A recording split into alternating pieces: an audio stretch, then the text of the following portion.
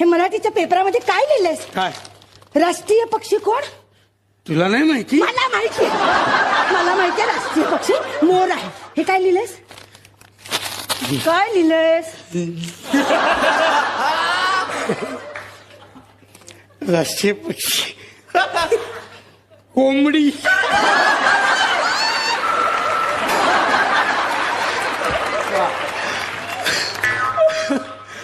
काय लिहिलंयस? कोंबडी.